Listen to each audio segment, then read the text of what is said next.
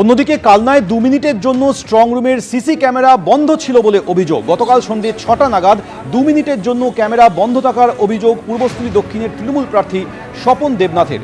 2 মিনিটে অনেক কিছুই হতে পারে, তাই আজ রাত থেকেই পাহারা দেওয়ার সিদ্ধান্ত নিয়েছেন তৃণমূল প্রার্থী। আমি গেছিলাম যে আমাদের তো এমনি এদের রয়েছে স্ট্রং রুম পাহারা দেওয়ার, তাদের কাছ থেকে খবর পেয়ে কালকে 6টা বাজে 5 কি 6টা ওই রকম ঘোরফেরের মধ্যে 2 মিনিট সিসিটিভি বন্ধ ছিল।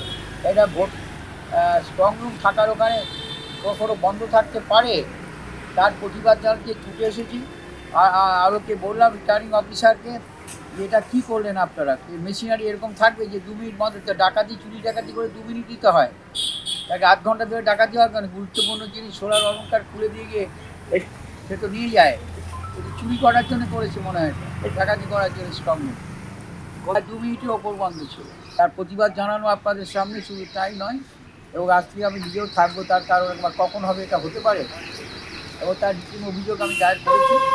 আরোর সঙ্গে নিজেও টেলিফোনে কথা বলছি, কান্না করেছি, সকালবেলা এসে 2 মিনিট আরও সিসিটিভি বন্ধ থাকবে। আমাদের ওরা ছিল, আজ থেকে দেখলাম কারোর আসবার কারোর কাগজ বন্ধ। সকাল 8টা থেকে যে ছবি আমরা দর্শকদের দেখিয়ে আসি, সেটা কিন্তু বহর ধীরে ধীরে আরও বাড়ছে, আরও আঁটোসাঁটো নিরাপত্তা করা হচ্ছে। সরাসরি সাখাওয়াত মেমোরিয়াল স্কুলের কথা তোমাকে ছবি দেখাবো, তার সামনে সকালবেলার যে ছবি ছিল তার তুলনায় কিন্তু নিরাপত্তা আরও বাড়ানো রয়েছে। সেন্ট্রাল ফোর্সের এক কোম্পানি মূলত এই রাস্তার উপরে রয়েছে বিভিন্নভাবে ভাগ করে। একদম থিয়েটার রোডে যেখান থেকে লর্ডসিনা রোড শুরু হচ্ছে, সেখানে 3 থেকে 4 জনের একটা ডিপ্লয়মেন্ট রয়েছে, এবং তারপরে কয়েক হাত দূরে দূরে কিন্তু ডিপ্লয়মেন্ট করা হয়েছে, যাতে কোনো রকম অবৈধ জমায়েত, যাতে কোনো অপরিচিত ব্যক্তি যারা এ পাড়ার নন বা এ পাড়ার বাসিন্দা নন, তারা কেউ যাতে এই স্ট্রং রুমের আশপাশেও না আসতে পারে, তার বন্দোবস্ত করা হয়েছে। এবং সিসিটিভি যে ফুটেজ, যে ক্যামেরা দেখা যাচ্ছে, ক্যামেরা প্রবীরদের দেখাবে যে দুটো মেন গেটের দিকে মোট 4টি সিসিটিভি রয়েছে। এই সিসিটিভির ফুটেজ বা আউটপুট ভেতরে অস্থায়ী কন্ট্রোল রুম করে সেখানে চেক করা হচ্ছে। এবং গতকালকে এই যে সামনে রাস্তা তুমি দেখতে পাচ্ছ, এখান থেকে সমস্ত গাড়ি যাতায়াত ছিল, যা থিয়েটার রোড কখনো লর্ডসিনা রোড বা এক সাইডের দিকে চলে যাচ্ছে। গতকালকে প্রায় 4 ঘন্টা এখানে মুখ্যমন্ত্রী ছিলেন, ভবানীপুরের প্রার্থী মমতা বন্দ্যোপাধ্যায় এখানে ছিলেন। পরবর্তী সময় আজকে সকাল থেকে কিন্তু এই গোটা এলাকাতে সাধারণ গাড়ি যাতায়াত সম্পূর্ণ বন্ধ রয়েছে।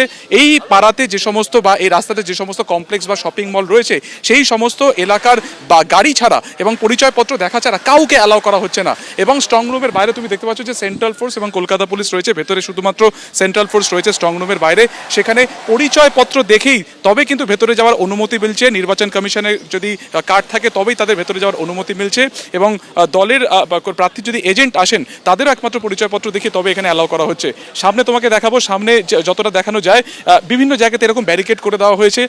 গাড়ির সংখ্যা অত্যন্ত কম, বাইরের কোনো গাড়ি কার্যত এখানে যাতায়াত করতে দেওয়া হচ্ছে না। এবং এই পরিস্থিতি কিন্তু আগামী সোমবার পর্যন্ত, যতক্ষণে স্ট্রং রুম থেকে কাউন্টিং হলে এখানকার সমস্ত ইভিএম যাচ্ছে, এই একই রকম কিন্তু নিরাপত্তার বন্দোবস্ত করা হয়েছে। কিছু দোকান এখানে রয়েছে, সেই দোকানও বন্ধ করে রাখতে বলা হয়েছে, যাতে কোনো রকম সেই দোকানে বাইরের লোক এসে ভিড় না জমাতে পারে। ফলত সব মিলিয়ে সাখাওয়াত মেমোরিয়াল স্কুল, সেই স্কুলের সামনে সেই স্ট্রং রুম হওয়াকে কেন্দ্র করে নির্বাচন কমিশন, কলকাতা পুলিশ এবং সেন্ট্রাল ফোর্সের কিন্তু কড়া নিরাপত্তা, যেখানে মাছি গলারও কোনো উপায় নেই। এবিপি আনন্দ এগিয়ে থাকে, এগিয়ে রাখে।